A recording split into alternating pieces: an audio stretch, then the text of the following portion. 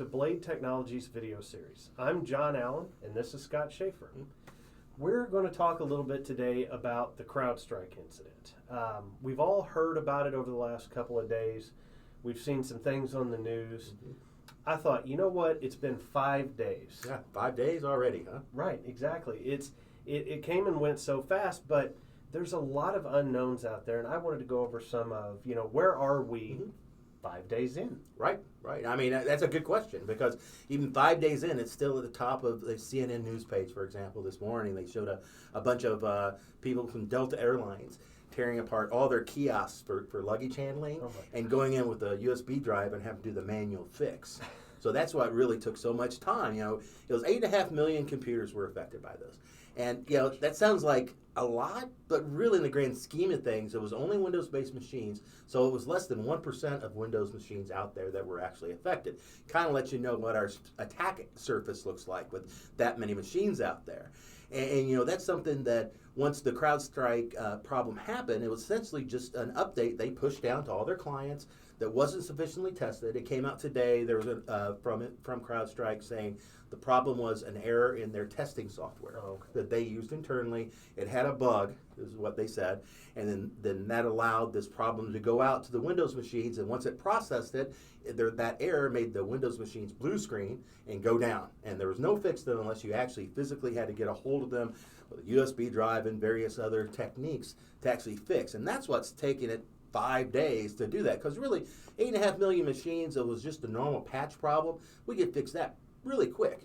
But in this case, no, because there's so much manual intervention that needed to be. And I mentioned Delta. They were probably of the big companies one of the most affected, but I am sure other entities such as the Defense Department, the Army, Air Force, and so on, I know they're big CrowdStrike users, and I know they were affected as well. We just didn't hear about that part. Yeah, sort of been under the rug at this point. Yeah, exactly. And it was kind of funny because I know internally we were talking back and forth, and in the very beginning we were like, well, wait a minute, was this just Bob the intern doing something dumb? And so I think as we get further and further along, I think we're going to find out more information. But 5 days in, one of the things I wanted to know a little bit more about is, how has this impacted our daily lives? Right. And then a lot of people got affected in big ways because the airlines got really hit hard with this. And it wasn't like the radar systems or anything, that's life-threatening that got affected. It was things like their scheduling systems. How to get pilots on which flights and flight attendants and so on. That's where their biggest problem was. Right. The system that did that was completely compromised, and it took them a while to bring it back up. Like I mentioned, just today they're looking at like the airplane kiosks for your luggage and the displays that show the schedule, arrival, departures. Those are still glitched, and they still have to pull those things probably off the ceiling and go in there and just do this one little fix and put it back up. So that's why it's probably going to take a little longer for those sort of things.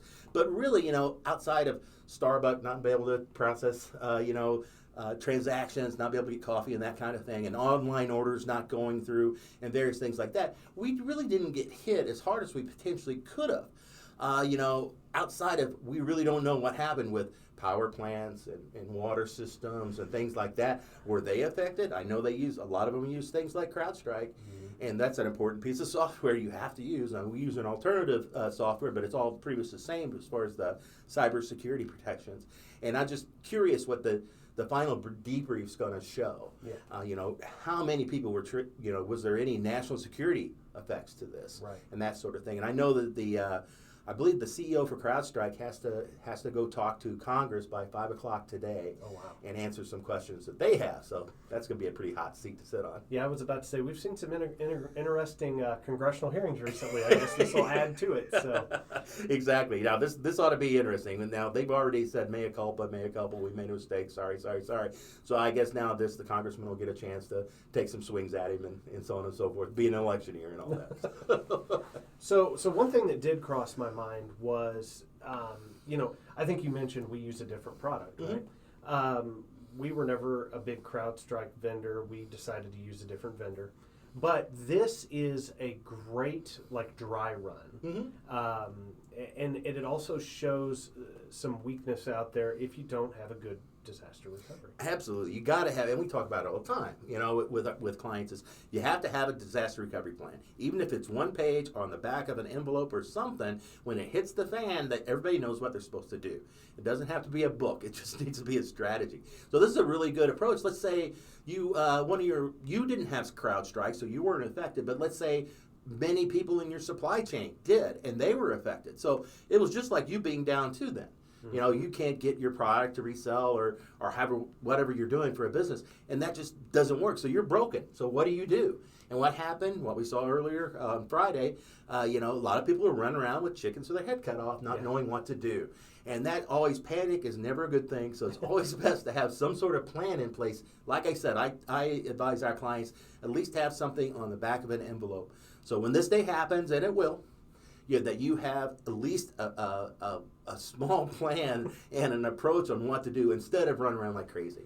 And also, anyone who's in business that doesn't have an outside technology advisor of some sort, that's something you really need to engage with. There's a lot of people out, Blade Technologies, for example, other firms as well. Generally, once you get a relationship with them, you generally might not be billed by them until you have a problem. So, but build that relationship, have somebody that can help you through something like this, because things aren't getting less complicated on our networks. They're getting more and more complicated. As systems get more complicated, there's more chances for these very subtle errors to slip in and then cause great chaos on the other end. Yeah, very much so. One thing I did want to talk about a little bit was, for those of you guys watching this that don't know it, Fox has a segment with Scott. It's usually on Tuesday mornings. And so during one of Scott's segment with Fox, he mentioned scams popping up about this. And I'll be honest, I'm in this industry.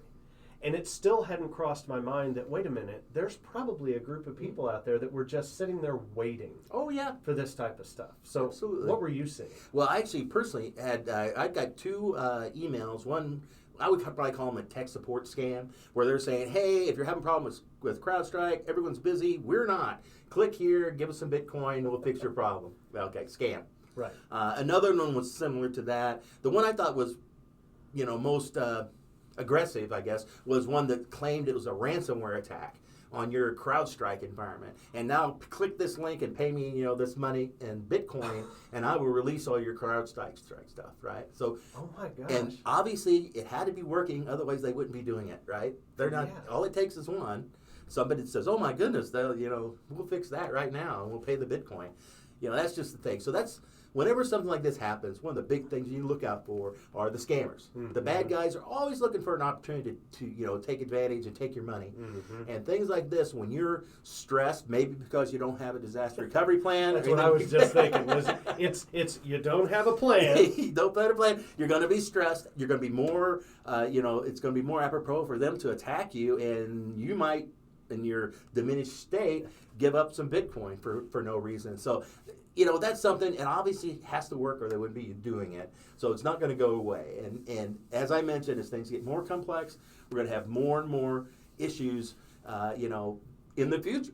And we're just kind of, which just last week, probably nobody heard of CrowdStrike before. Right. And nobody realized how important company it was in our infrastructure. And one little problem, not even an aggressive attack, but just a little error, caused 8.5 million machines to go down. Right.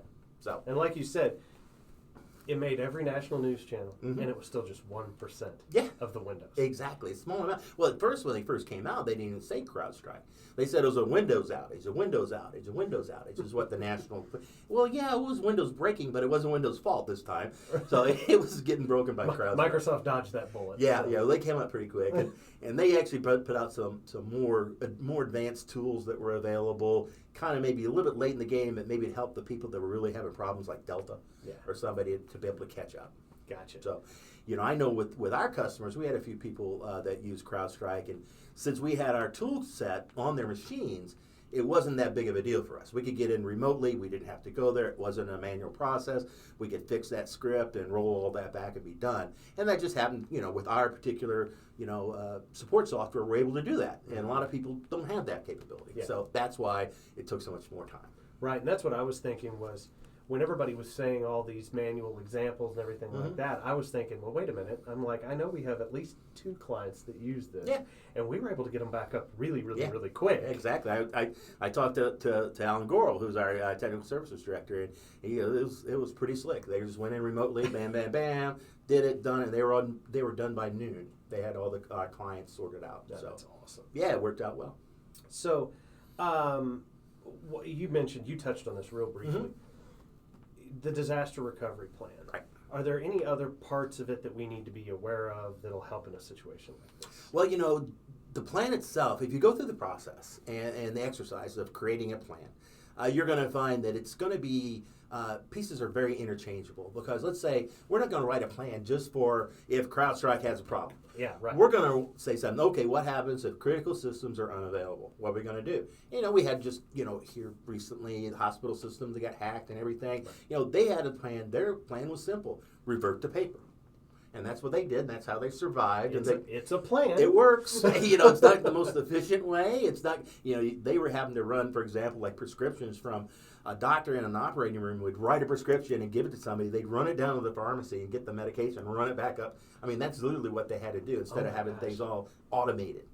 So that's. I did not know that. Oh yeah. That was. I heard a few stories from friends of mine that work in that industry at that particular installation, and yeah, they had some pretty good ones. It was very stressful for them, and there's no way they could run at that pace using paper for very long, because it's exhausting everyone. So, but they were able to do it long enough until they got their core systems recovered. But this is why disaster recovery plan, as long as you have it, and again, it can only be 1 page to get started. That's fine. Just get something on paper if it hits the fan, so everybody knows what to do.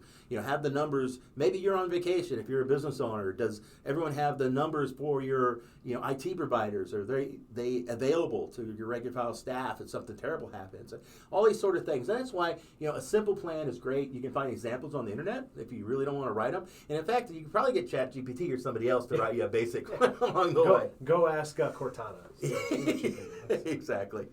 So, all right, well, cool. Well, that was really the gist of what I wanted to talk about today. Great. Was how did CrowdStrike affect us? How did it affect the normal people? And what did it do to our day? Over the course of the last 5 days. Now, I'm sure we're going to see more on this. And you guys may have another video coming your way because there may be some other big thing, like you said. The government may release that, hey, something got hit. Yeah. So, I mean, this kind of software is on battleships and stuff like that too. I mean, it's you don't know what it could have affected. Right. So that's kind of what I wanted to go over today. So thanks for joining us, Scott. Thank you for your expertise. It's a pleasure. And we'll bring you any news and any valuable content we find in the future. Thanks again. This is Blade, John, and Scott. Take it easy.